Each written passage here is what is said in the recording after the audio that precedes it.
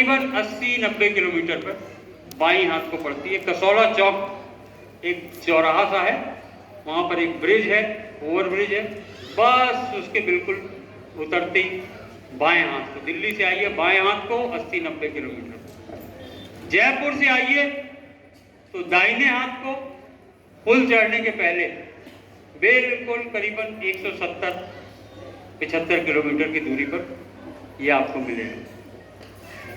रेवाड़ी जिला है, रेवाड़ी स्टेशन से बावल आश्रम आने के लिए 8 किलोमीटर या 9 किलोमीटर है।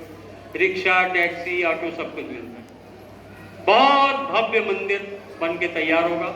अभी तो कल या परसों के अंदर लोगों ने उसका मॉडल जो है वो भी व्हाट्सएप पर रिलीज हो गया होगा, आप लोगों ने, बहुत लोगों ने देखा होगा। बहुत भव्य मंदिर तैयार हो गया।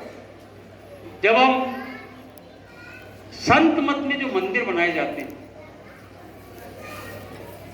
संत मत में वैसे मंदिर का कोई स्थान नहीं है। संत मत जो है वो मंदिर प्रथा में उसका स्थान नहीं है। संत मत में हमेशा अपनी गुरु की याद में एक चिन्ह बनाया जाता है, और वो चिन्ह भी एक मकसद के साथ बनाया जाता है। गुरु का चिन्ह तो इसलिए बनाया जाता है कि जो उनके शिष्य होते हैं वो उतने उनके ऋणी रहते हैं कि वो अपने गुरु के लिए कुछ भी करने को तैयार रहते हैं। कुछ भी हम कर दें अपने गुरु के लिए, तो उनकी याद में कि चलो एक चिन्ह होना चाहिए जहाँ पे कि हम हमारे गुरु महाराज को लोग हजारों साल तक याद करें कि ये हमारे गुरु महाराज थे, ऐसे हमारे गुरु महाराज थे जिन्होंने इतनी जीवात्माओं को पार किया। वो चिन्ह तो इसलिए गुरु की याद में बनाया जाता है। लेकिन उस चिन्ह के जरिए जो वक्त के संत होते हैं, जिनको आदेश दे के उनके गुरु जाते हैं, जिनको ये आदेश देते हैं कि तुम जीवात्माओं का संभाल करना, तुम सत्संग करना, तुम इनको नामदान देना, तो ये जो चिन्ह बनाया जाता है, इसी चिन्ह के जरिए ये उस उद्देश्य को पूरा करने का एक सबसे बड़ा बहाना ये भी होता है। जब गुरु का चिन्ह बनने लगता है, गुरु के चिन्ह को बनाने के दौरान और गुरु के चिन्ह के बनने के बाद जो वक्त के संत होते हैं, जिनको वो जिम्मेदारी देके जाते हैं कि तुम इन जीवात्माओं की संभाल कर देना जिनको हम छोड़ के जा रहे हैं, और जिन जीवात्माओं को तुम पकड़ना उनकी भी संभाल कर देना, उनको भी पार कर देना, बोले उन सब का काम इस चिन्ह के जरिए हो जाता है। इसमें मन की सेवा करवा दें, इसमें तन की सेवा करवा दें, इसमें धन की सेवा करवा दें, कैसे भी करके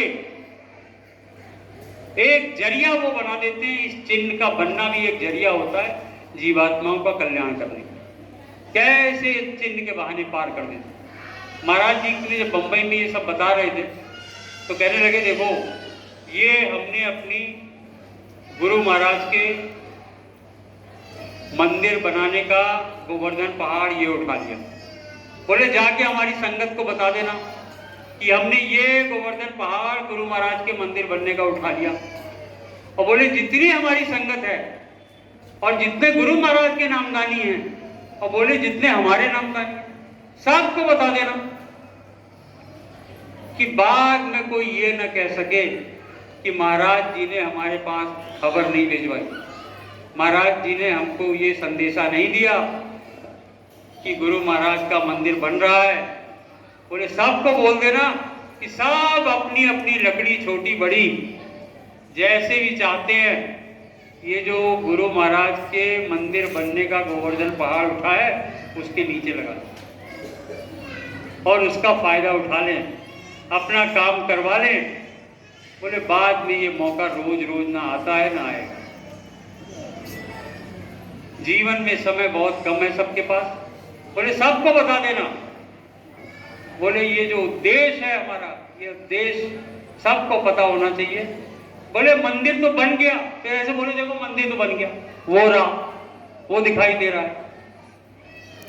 बोले वो तो बन गया, वो कोई सहयोग दे या ना दे वो एक अलग बात है, वो तो बन गया मंदिर।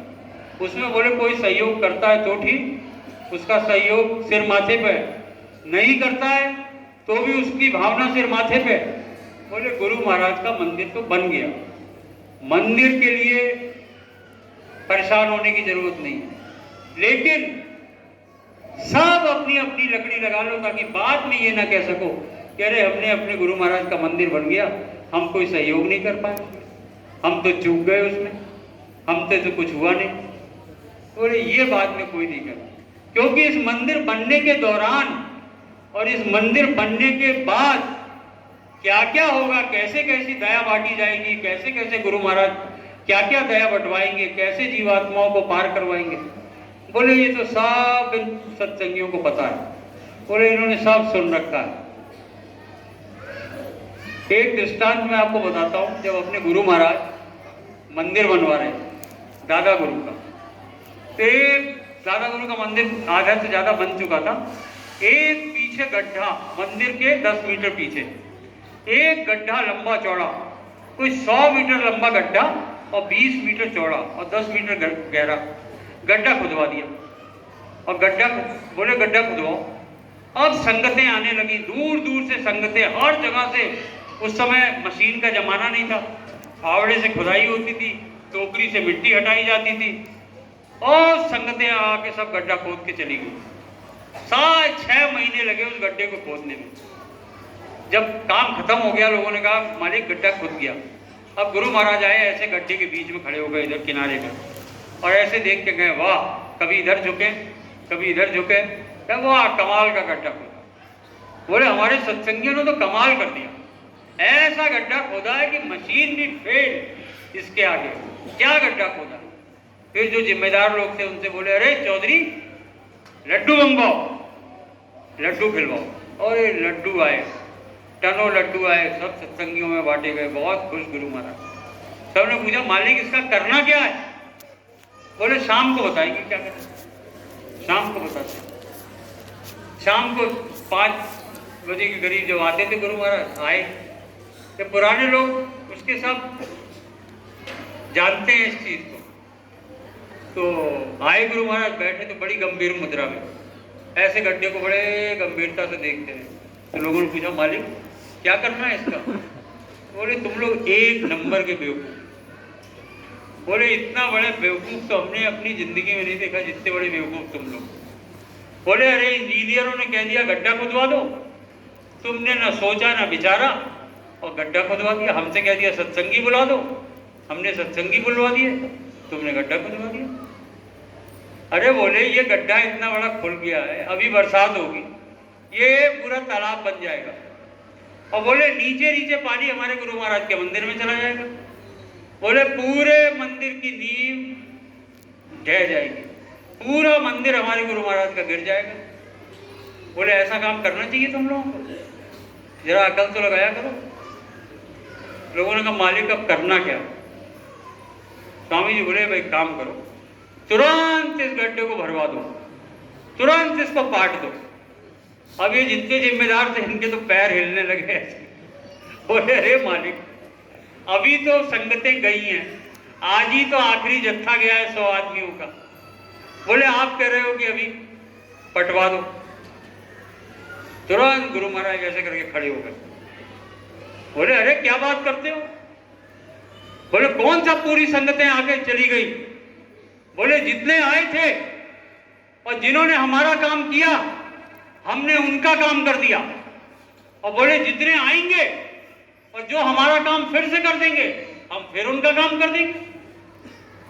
तो न तो गुरु महाराज को गड्ढा खुदवाना था, न गड्ढा पटवाना था, एक बहाना ढूंढते कैसे जीवात्माओं का को पार लगा, कैसे इनके कर्मों की धुलाई करें, कैसे इनको पार कर दूं, कैसे एक बहाना उनको चाहिए।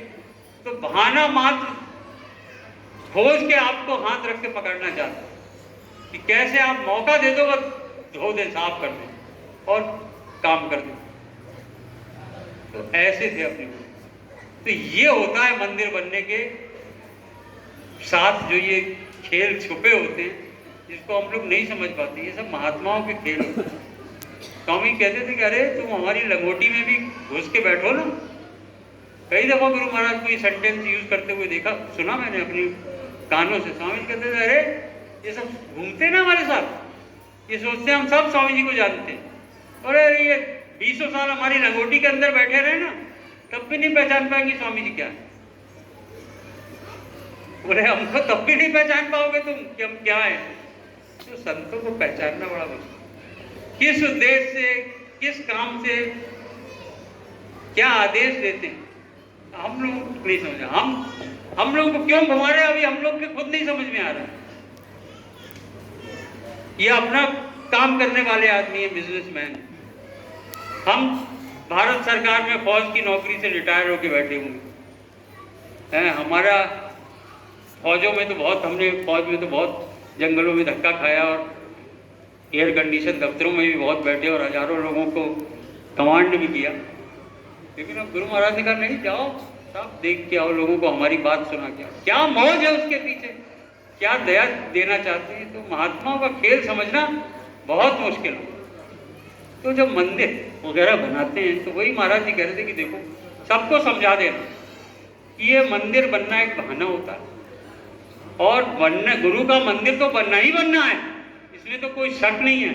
ऐसा अद्भुत मंदिर अपने गुरु का बनना है कि हजारों साल तक जब वो तक मंदिर रहेगा, लोग जो आएंगे याद रखेंगे कि अरे ये कोई संत इस पृथ्वी पर आए थे जो इतने जीवों का उद्धार करके गए।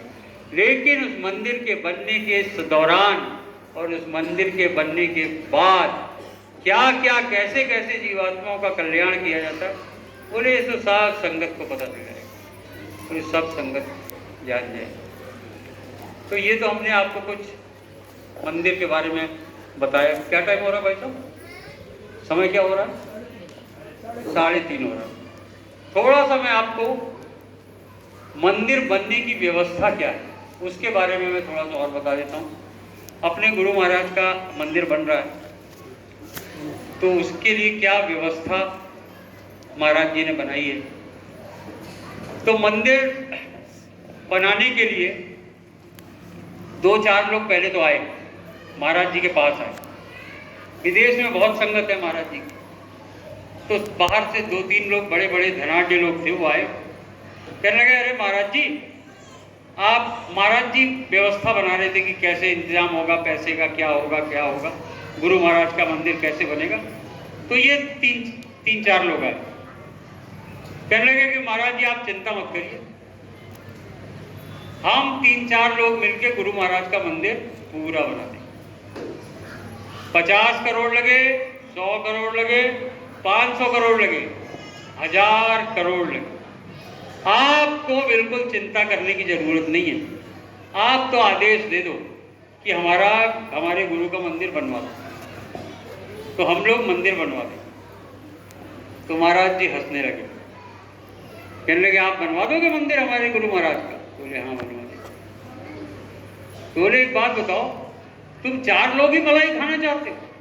सारी मलाई तुम 4 लोग खाना चाहते हो? तो 3-4 हंसने लगे। महाराज जी बोले अरे एक बात बताओ, गुरु महाराज अपने नामदानियों की इतनी पोटली बांधकर, गठरी बांध के मेरे को थमा के गए हैं कि इनकी संभाल कर देना, और मैं इतना घूम घूम के नामदान दे रहा हूँ, और मैं एक अलग अपनी गठरी बांध रहा हूँ और मुझे उसकी भी संभाल करनी है। बोले 2-2 गठरी सिर पर लेके मैं घूम रहा हूँ, मेरे को उसकी संभाल करनी है। तो तुम ये मंदिर बनवा के तुम ये गठरी मेरे से लेके इनकी संभाल कर दोगे तुम चारों? यदि कर दो तो बोलो, तो बोल दो तुमको बनवा दो गुरु महाराज का मंदिर। तो ये खड़े हो गए, बोले नहीं मालिक, हम कहाँ से संभाल करें, संभाल नहीं हो सकती, हमारी संभाल आप कर दो, वही बहुत बड़ी बात। तो बोले कि अब बात समझ में आ गई, ये बात पैसे की नहीं है, ये पैसे की बात नहीं है। बोले मंदिर बनने में गुरु महाराज के हर नामदानी का सहयोग होगा, मंदिर बनने में हमारे हर नामदानी का सहयोग। बोले इसके बहाने सबका काम होना है, इसके बहाने सबका काम होना है। इसके बनने के दौरान और इसके बनने के बाद गुरु महाराज चाहते हैं सबका काम हो जाए और सब अपने निज धाम पहुंच जाए, और तुम होके खड़े होके कह रहे हो कि हम 4 बनवा देंगे। बोले तुम अपना काम कर लो, वही बहुत है। तो वही महाराज जी कह रहे थे कि सबको जाके जरा इस मंदिर की व्यवस्था आप बता देना। तो पहले तो महाराज जी बोले कि देखो, जब लोग मकान बनाना शुरू करते हैं, जरा पानी पी लेता हूँ।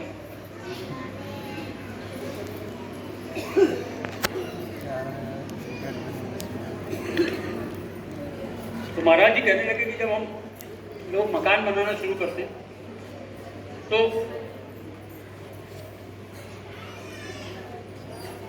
एक मुश्त पैसा जो रहता है घर में इकट्ठा, पहले उसको लगा के मकान बनाने की शुरुआत करें। जो बहनें कुछ बचा के रखती हैं, माताएं बहनें, कुछ हम लोग इधर उधर से इकट्ठा करके जो घर में रहता है, तो पहले मकान उससे बनाते हैं।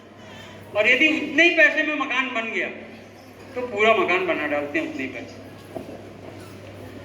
लेकिन यदि वो पैसा कम पड़ जाए तो बोले फिर हम क्या करते हैं, हम लोग जाते हैं बैंकों के पास या सेठ साहूकारों के पास, फिर उनसे कर्ज ले लेते और कर्ज लेके वो फिर उसको मकान को बना लेते, पूरा कर देते।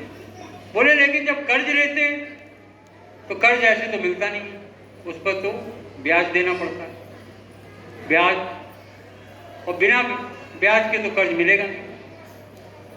समझ में आ गया? तो हमने कहा हाँ समझ में आ गया।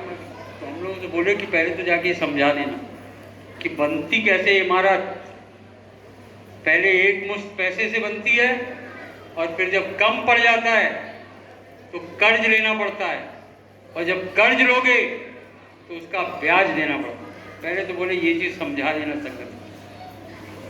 बोले फिर उसके बारे में मंदिर बनाने की व्यवस्था के बारे में बताना। बोले देखो, हमने जो संकल्प सेवा लिखवाई थी, सारी संगत से संकल्प सेवा लिखवाई थी गुरु महाराज के मंदिर के लिए।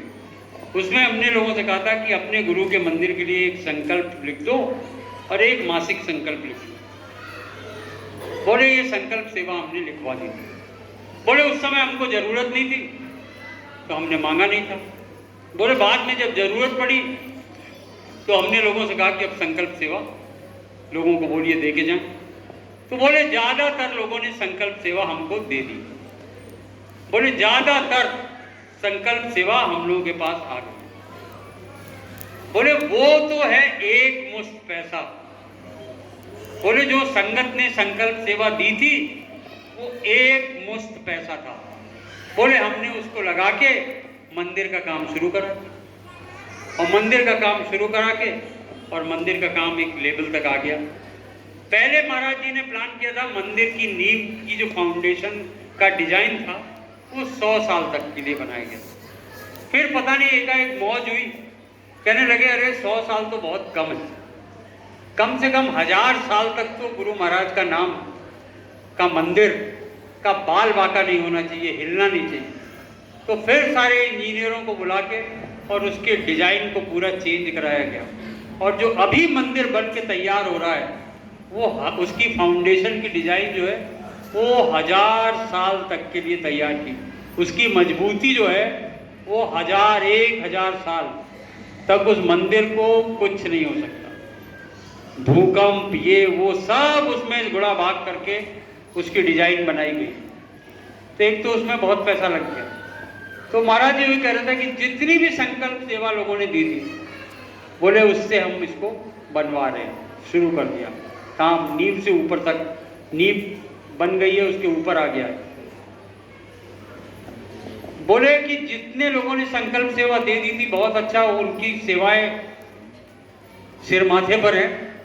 बोले जिन्होंने नहीं दी थी संकल्प सेवा, बोले आप जाके उनको सबको, गुरु महाराज के नामदानियों को या हमारे नामदानियों को बता देना कि जिन्होंने नहीं भी दिया संकल्प सेवा वो अपनी अपनी संकल्प सेवा दे जाए, और जो उस समय संकल्प नहीं कर पाए वो भी यदि संकल्प करना चाहते हैं तो वो भी संकल्प कर लें, और संकल्प करके और गुरु महाराज के नाम पर जो देना चाहते हैं संकल्प के तौर पर दे दें।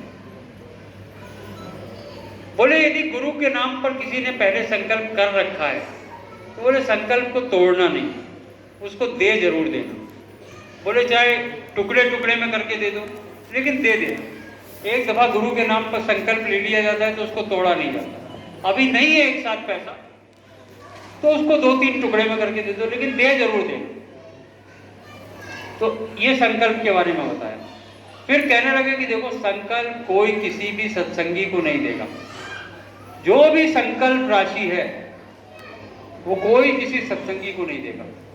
वो संकल्प राशि आप जब आइए हमारी उज्जैन में या बाबल में, बोले या तो हमारी झोली में डाल दीजिए, या हमारी गुल्लकें वहाँ रखी हैं उसमें डाल दीजिए, या वहाँ पे जो लोग बैठे हुए हैं, यहाँ पे उज्जैन में भी बैठे रहते हैं और बाबल में भी हैं, उनके पास रजिस्टर पे जमा कर दीजिए, लेकिन कोई किसी सत्संगी को नहीं देगा।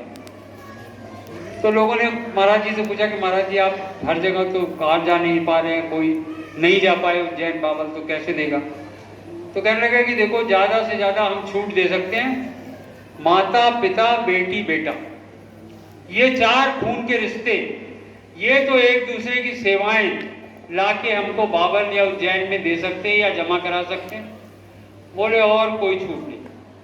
फिर कुछ देर बाद फिर लोग पहुंचे बम्बई में महाराज जी के पास, कहने लगे अरे महाराज जी कुछ और छूट दे देते।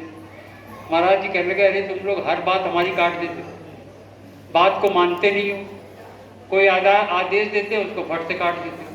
बोले अरे हम किसी मतलब से कह रहे हैं, हम कह रहे हैं माँ बाप बेटी बेटा, हम न तो उसमें दामाद को जोड़ रहे हैं और न बहू को जोड़ रहे हैं। जब हम दामाद और बहू तक को नहीं जोड़ रहे हैं तो आप सत्संगियों की बात कहाँ से ला रहे हो बीच में? बोले अरे हम कोई आदेश देते हैं किसी मतलब से देते हैं। बोले ये जो पैसा आता है संकल्प का, बोले ये बात पैसे की नहीं है। बोले हमको सब पर भरोसा है, सब ईमानदार हो, बात पैसे की नहीं है। बोले पैसे के साथ क्या लपट के आता है, क्या कर्मों का खजाना उसके साथ बंध के आता है। बोले आप तो एक सरल भाव से उसको पकड़ लोगे कि लाओ भाई साहब, लाओ बहन जी, आप हमें दे दो, हम उज्जैन जा रहे हैं, महाराज जी को दे देंगे। बोले आपको पता नहीं उसमें से क्या आपके हाथ में चिपक के रह गया, और फिर आप उसको भोगोगे और फिर आप कहोगे कि अरे महाराज जी हम कहाँ फंस गए मुसीबत में। बोले इसलिए आपको समझा रहे हैं कि उस पैसे को हाथ लगाने की जरूरत नहीं। माता पिता बेटी बेटा, ये 4 परिवार के लोग जो भी संकल्प सेवा एक दूसरे की है ला के उज्जैन में दे दें या बाबल में दे दें, झोली में डाल दें, गुल्लक में डाल दें या रजिस्टर में जमा करा दें। चेक से कोई देना चाहता है उसमें कोई रोक टोक नहीं। चेक तो एक कागज का टुकड़ा है, उसमें धन में वो कन्वर्ट होता है, वो तो बैंक से सीधे धन की राशि आश्रम पर आ जाएगी, उसमें कोई रोक टोक नहीं है। चेक आप से किसी को देना चाहते हो तो संस्था के नाम आप चेक काट के किसी भी सत्संगी के हाथ से आप उसको दे सकते हैं। तो ये तो हो गई संकल्प सेवा। ये थी मूल राशि जो महाराज जी कहते हैं कि मूल धन, जिससे उसकी एक किसी भी इमारत की शुरुआत की जाती है। फिर महाराज जी कहने कि सारे सत्संगियों को बता दीजिएगा कि अब हम उनसे कर्ज मांग रहे हैं। कर्ज कैसे मांग रहे हैं? गुरु महाराज के मंदिर बनाने के लिए सारे गुरु महाराज के नामदानियों से और अपने नामदानियों से हम कर्ज मांग रहे हैं। तो कर्ज कैसे मांग रहे हैं? बोले हम कर्ज मांग रहे हैं 2 तरीके से। एक भामा मंदिर मासिक सेवा और दूसरी मंदिर मासिक सेवा। ये 2 मासिक सेवाएं हैं। इस मासिक सेवा के बतौर हम हर आदमी से कर्ज मांग रहे हैं। और बोले जब हम कर्ज लेंगे तो बोले फिर हमको ब्याज भी देना पड़ेगा और कर्ज वापस भी करना पड़ेगा। बोले ऐसे तो हम कर्ज लेंगे नहीं। बोले तो पूरे इतिहास में संतों का इतिहास उठा के देख लो कि संत 1 लेते हैं तो उसका 10 गुना वापस करते, 10 गुना। महाराज कहने लगे 10 गुना। तो गुरु महाराज की फोटो ऐसे लगी हुई थी कमरे में, फोटो की तरफ इशारा करके बोले कह रहे गुरु महाराज ने तो हमारे ऊपर कोई रोक लगाया ही नहीं, कोई रोक नहीं है हमारे ऊपर। हम 10 गुना दे दें, 20 गुना दे दें, 100 गुना दे दें, 200 गुना दे दें, कोई बंधन गुरु महाराज ने हमारे ऊपर नहीं लगा के रखा है। बोले हमारी जो इच्छा होगी, जो गुरु महाराज आदेश देंगे उतना हम वापस कर देंगे।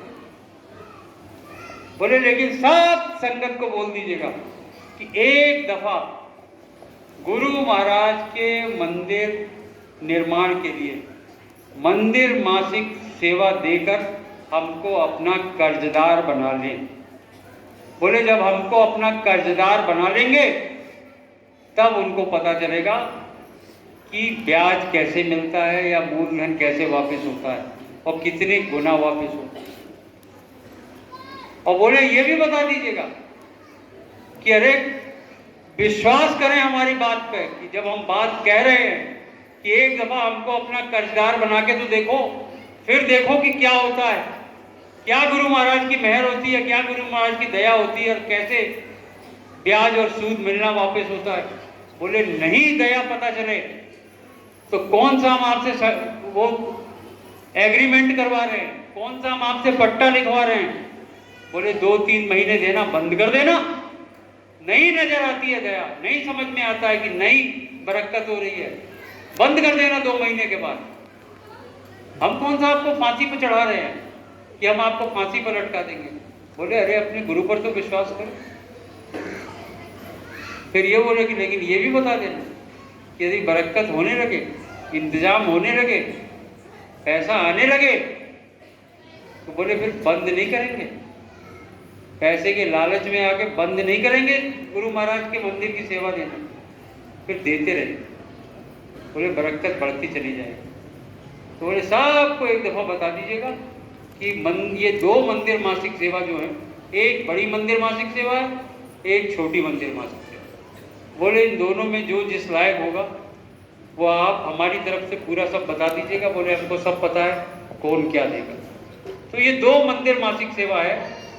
पहली मंदिर मासिक सेवा है भामा मंदिर मासिक सेवा। तो महाराज जी ने कहा थोड़ा भामा शब्द के बारे में बता देना। बोले छत्तीसगढ़ के लोग हैं, इनको भामा शब्द के बारे में जानकारी कम होगी। तो ये भामा शब्द जो है, ये भामा शाह एक साहूकार होते थे, सेठ, राजस्थान के एक सेठ थे बहुत बड़े। और जब राणा प्रताप मुगलों से लड़ाई लड़ रहे थे और महाराणा प्रताप जब थोड़ा कमजोर पड़ने लगे तो जंगलों में जाके छिप गए और घास फूस की रोटी खाने लगे। तब ये भामा शाह जो थे ये गए महाराणा प्रताप के पास और बोले कि राणा आपको जो भी सहायता की जरूरत है, ये पूरा खजाना हमारा खुला हुआ है, आप ले लो, जितना चाहिए ले लो, कोई हमको 1 पैसा नहीं चाहिए, आप सारा खजाना ले लो। और फिर महाराणा प्रताप ने उस खजाने से अपनी तैयारी की, हथियार खरीदे, सैनिक खरीदे, खरीद का इंतजाम किया, अनाज पानी का इंतजाम किया। और फिर जो आगे का इतिहास है आपको सबको पता है कि महाराणा प्रताप ने मेवाड़ की कैसे रक्षा की। तो ये थे वो भामा शाह जिन्होंने इतना बड़ा दान किया था। इसी भामा शाह के बारे में अपने गुरु महाराज बाबा जय गुरुदेव जी ने सन 1964 में कहा था कि आगे आने वाले समय में ऐसे ऐसे भामा शाह सामने आएंगे जो अपना सब कुछ देके और लंगोटी पहन के खड़े हो जाएंगे और कहेंगे कि हमने तो कुछ नहीं दिया। कोई पूछेगा कि अरे भाई आप ये लंगोटी में क्यों खड़े हो, कहाँ गया आपका धन, तो कह देंगे हमने कुछ नहीं दिया, हमने तो कुछ दिया ही नहीं। बोले ऐसा समय आएगा। तो देखिए गुरु महाराज ने कहा था सन 64 में ये भामा शब्द, महाराज जी ने उस भामा शब्द को पकड़ा 2023 में। संतों का सब आपस में कनेक्शन रहता है, सब इनको पता रहता है कब क्या करना है। तो महाराज जी ने कहा कि देखो ये भामा मंदिर मासिक सेवा ये बड़ी सेवा है। बोले आप कहीं भी बताओ, बता देना पूरी बात। बोले आप ये मत सोचना कि ये बड़ी सेवा है तो गांव में नहीं बताना है, शहर में बताना है, या छोटी सेवा है तो यहाँ नहीं बताना है, वहाँ बताना है। बोले आपका काम है आदेश का पालन करना, हमें सब पता है कौन क्या सेवा देगा गुरु महाराज के लिए। बोले वो आपको सोचने की जरूरत नहीं। बोले जब आप बताओगे, महाराज जी यहाँ तक बोले हंस के, बोले अरे जब तुम बताओगे ना तो लोगों के आंखों के आगे तारे नजर आने लगेंगे। हमने कहा जी मानी। तो हम आपको बताते बड़ी जो मंदिर मासिक सेवा है जिसका नाम है भामा मंदिर मासिक सेवा। इसको देने के 4 तरीके हैं।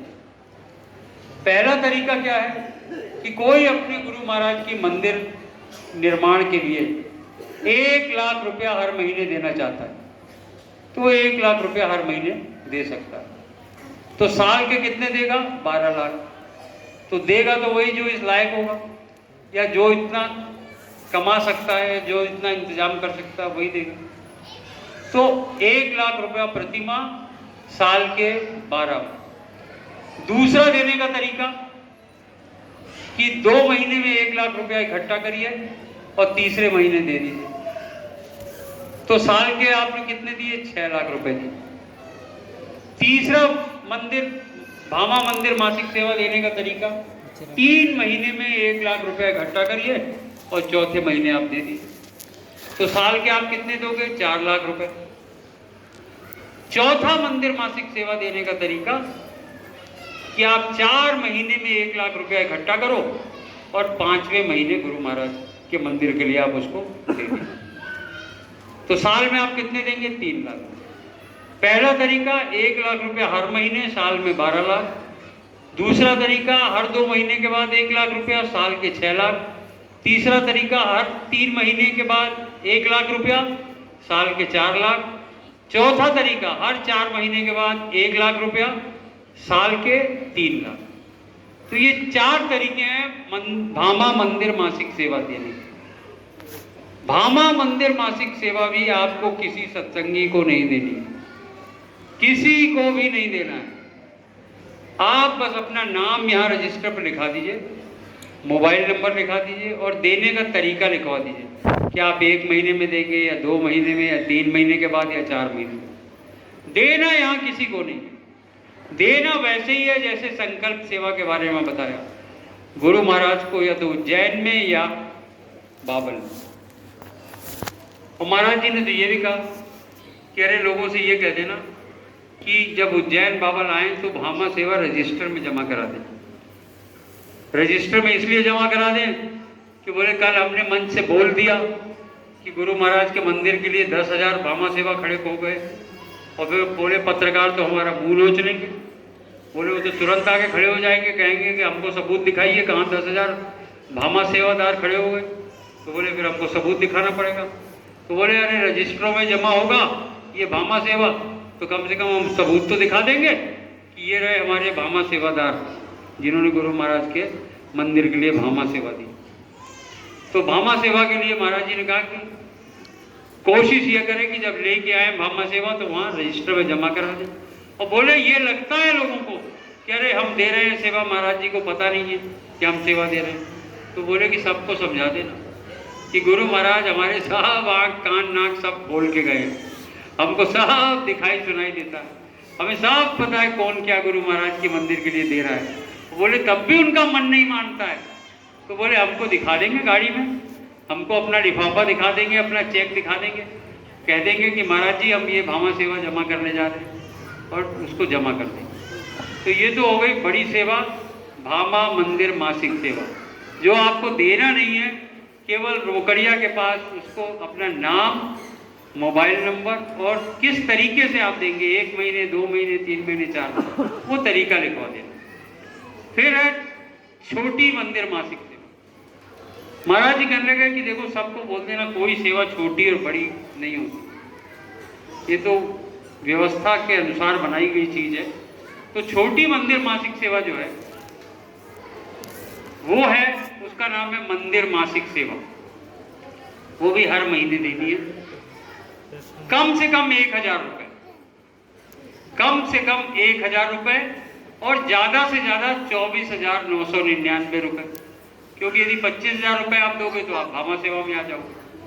1,000 से लेके 24,999 रुपए के बीच में जिसकी जो श्रद्धा होगी, जो जिस लायक होगा, जो अपने गुरु के प्रति जो भी भाव रखता है, जो श्रद्धा जिसकी जितनी है, वो रजिस्टर में नाम यहाँ पर लिखवा देगा कि हम मंदिर मासिक सेवा में 1,000 देना चाहते हैं, 2,000 देना चाहते हैं, 3,000, जो जितना नाम लिखाना चाहता अपना लिखा देगा। वो मंदिर मासिक सेवा ये लोग रोकड़िया आपसे इकट्ठा करेंगे और महीने के अंत में ये मंदिर मासिक सेवा ले जाके वहाँ उज्जैन में और बाबल में जमा करके वहाँ से रजिस्टर में दस्तखत करा के ला के आप लोगों को जब साप्ताहिक सत्संग होगा या त्रयोदशी पूर्णिमा का सत्संग हो, ये आपको रजिस्टर दिखा देंगे कि भाई ये आपकी सेवाएं वहाँ जमा कर दी गई हैं। तो ये हो गई छोटी मंदिर। तो ये 2 सेवाएं बतौर कर्ज महाराज जी ने कहा कि हम मांग रहे हैं सारी संगत से, और इन सब को बता देना कि देखो कोई सेवा छोटी नहीं होती और बड़ी नहीं होती। भामा सेवा देने वाले अहंकार नहीं करें किसी तरीके का, नहीं तो अपना नुकसान कर लेंगे। छोटी सेवा देने वाले कोई अपने मन में ग्लानि नहीं रखें, कोई छोटी भावना नहीं रखें कि अरे हम नहीं कर पा रहे हैं गुरु महाराज के पास, काश हमको गुरु महाराज ने इतना धनी बनाया होता कि हम दे पास। बोले कोई ऐसी भावना मन में मत लाना, भूल करके भी तुम सेवा दो अपने गुरु के लिए, और फिर खेल देखो गुरु महाराज का कि गुरु महाराज कैसे परिवर्तन लाते हैं। इस लोक भी बदलते हैं और परलोक भी बदलते हैं। तो ये संदेश के साथ 1-2 मिनट आपके और लूँगा। एक घटना आपको बता दूँ, बात छोटी बड़ी सेवा की आई। अपने गुरु महाराज अपने दादा गुरु के मंदिर के लिए सेवा इकट्ठा करते थे, तो मंदिर के पीछे ऐसे लाइन लगती थी, जो लोग आते थे भंडारे पर या कभी भी, तो गुरु महाराज ऐसे आगे आगे चलते थे, पीछे थैली लेके लोग चलते थे। तो गुरु महाराज जो भी सेवा देता था ऐसे ले लेते थे और उसको उसमें थैली में डाल देते थे। तो ऐसे चल रहे थे, तो एक राजस्थान की एक माता जी थी, ऐसे एक अठन्नी लेके ऐसे बैठी हुई, ऐसे हाथ करके घूंघट काट के और जमीन पर बैठी हुई। गुरु महाराज ऐसे करके निकल गए, नहीं निगाह पड़ी होगी या जो भी रहा, जो उनकी मौज। पीछे थैली वाले आए, वो भी निकल गए, किसी ने ली नहीं। माता जी ऐसे कैसे बैठी। स्वामी जी गए होंगे उस गाड़ी के पास तक, वहां तक गए और वहां से ऐसा पलटे और पलट के दोनों हाथ से सबको ऐसे चीरते फाड़ते, हटो हटो हटो हटो करते हुए सीधे वो माता जी के पास, और उसके हाथ से अठन्नी उठाई और लेके, और इतनी तेज बिगड़े, इतना गुस्सा तो हमने अपने जीवन में गुरु महाराज के मुखारविंद पर कभी देखे नहीं। बोले अरे तुम लोगों ने इतनी बड़ी सेवा छोड़ दी। बोले आज ये सेवा नहीं आती तो हमारे गुरु महाराज का मंदिर अधूरा रह जाता। बोले तुम लोग चाहते हो कि हमारे गुरु महाराज का मंदिर न बने, हमारे गुरु महाराज का मंदिर आधा रह जाए, तुमने इसकी सेवा नहीं ली। बोले आज ये सेवा छूट गई होती हमसे तो हमारे गुरु महाराज का मंदिर आधा रह जाता। 5-6 दफा ये शब्द बोले, फिर उसको झोले में डाला, 4 दफा उसके सिर को ठोका गुरु महाराज ने, और झोले वालों पर तो इतना गुस्सा हुए। बोले अरे हम चलते हैं आगे, तुम्हारा ध्यान ये रहता कि स्वामी जी की धोती किधर गई, स्वामी जी के जूते किधर गए, तुमको जो सेवा दी है, अरे ये तुमको जो झोला पकड़ाया है, इस बहाने हम तुम्हारा क्या कर्म काट रहे हैं ये तुमको नहीं पता। तुम तो सोच रहे हो कि गुरु महाराज ने हमको झोला दे दिया, हम बहुत बड़े पैसे इकट्ठा करने वाले ईमानदार इंसान हो गए। बोले तुम इसी अहंकार में आ जाते हो कि हमको गुरु महाराज ने झोला पकड़ा दिया, हमसे बड़ा तो कोई इंसान नहीं है। बोले अरे हम तुम्हारा क्या कर्म काट रहे हैं इस बार, तुमको क्या पता, छोड़ो तुम इस लायक नहीं हो। 2-3 के तो झोले ऐसे, एक स्वामी को तो आपने देखा तो क्या चौड़े चौड़े हाथ, क्या शरीर था गुरु महाराज का, एक झपट्टे में ऐसे 3-4 का झोला खींचा और भगा दिया, धक्का दिया। बोले जाओ किसी लायक नहीं हो तुम। नए सत्संगियों को बुलाया, बोले बच्चों ये पकड़ो, तुम लोग करो ये सेवा। तो सार बताने का ये कि एक गुरु अपने गुरु की मंदिर के लिए, अठन्नी की सेवा के लिए इतना फैल गए, इतना फैल गए। सेवा का छोटी और बड़ी सेवा नहीं होती, सेवा भाव की होती। गुरु के प्रति आपका भाव क्या है, सारा खेल, पूरा ये जीवन का जो खेल है, जीवात्मा का जो पूरा खेल है, वो पूरा भाव का खेल है। स्वामी जी अपने मुखारविंद से कहते थे, कई दफा उन्होंने कहा, जब कभी बहुत मौज में होते थे, कोई आता था कहता था स्वामी जी हमारा साधन भजन नहीं बन रहा है, गुरु महाराज हमारा कुछ दिख नहीं रहा है, कुछ सुनाई नहीं दे रहा है, कुछ कृपा कर दीजिए। तो वैसे तो कुछ नहीं बोलते थे, कहते कि हाँ। फिर कभी मौज में होते थे तो कहते थे कि अरे एक दफा जब ये साधना के लिए बैठे और आंख बंद करके उस प्रभु के नाम पर दो आंसू बहाने, उसको जब साधना करने बैठते हैं और इनकी आंखों से दो आंसू आ जाए और कहे हे मालिक, आज आप हम पर दया कर दीजिए, आज तो आप अपने दर्शन दे दीजिए, आज तो उस ध्वनि को हमको सुना दीजिए। बोले कैसे नहीं काम होगा? बोले 2, 4, 10 दिन में काम हो जाएगा। बोले ये आंसू बहा के तो देखे। बोले ये आंसू तो बहाते नहीं है, ये तो आंख बंद करेंगे तो सोचेंगे दूध का भगोना जल रहा होगा, साइकिल में हवा नहीं भरवाई थी, अभी जाना है दुकान। बोले दिमाग तो इधर उधर लगा है, तो गुरु कहाँ से साधना कहाँ से बनेगी? बोले अरे बैठो, बहा दो आंसू। बोले जैसे आंसू आने लगेंगे, बोले मन तो ऐसे तुम्हारे चरणों में आके गिर जाएगा। बोले तुम्हारे चरणों में गिर जाएगा, मन की तोड़ ही केवल एक आंसू है। बोले यदि आंसू तुमने बहा दिया, तुमने उसी दिन अपने मन को काबू में कर लिया। बोले याद तो करो, उसकी याद में तो आंसू तो बहा दो। तो ये सब चीजें हम आपको इसलिए बता रहे हैं कि हमने अपने मुखार, इसने गुरु महाराज के मुखार बिंद से, अपने सब कानों से ये सब उनकी बाड़ियां सुनी है। तो हमने कहा हम आप लोगों के साथ थोड़ा साझा कर देते। इतनी पब्लिक कहाँ मिलती है, हम फौजी आदमी। अब आप लोग ये सोच रहे हो कि इधर टोपी लगा के आ गए और हम सीधे साधे गांव वाले इतने मिल गए, ये सुनाने में चुप ही नहीं हो रहे, सुनाते ही चले जा रहे हैं, सुनाते ही चले जा रहे हैं। तो सार सब बताने का ये था कि गुरु महाराज के बारे में आपको बताना था, महाराज जी के आदेश की आज्ञा का पालन करना था। जो चीज़ उन्होंने 3 चीज़ बताई थी, हमने सब आपको विस्तार से बता दिया। गुरु महाराज की महिमा सुना दिया, मंदिर क्यों बनता है संत मत में वो बता दिया, और मंदिर बनने की जो व्यवस्था गुरु महाराज जी ने बनाई है, जिसमें वो चाहते हैं कि हर सत्संगी का सहयोग, हर सत्संगी का सहयोग होना चाहिए, जिसके लिए वो आपसे संकल्प सेवा मांगी थी उन्होंने। अब आपसे वो कर्ज मांग रहे हैं, मंदिर मासिक, भामा मंदिर मासिक सेवा के तौर पर और मासिक सेवा के, सब विस्तार से हमने आपको बता दिया। और काफ़ी हमने समय आपका ले लिया। जैसा कि हमने बताया कि गुरु महाराज की महिमा का तो कोई अंत नहीं, वो तो हम हफ्तों सुनाते रहे तो खत्म नहीं हो। तो हम आपके बहुत शुक्रगुजार हैं तहे दिल से, हमारे सुनाने में, बोलने में, हमारी वाणी से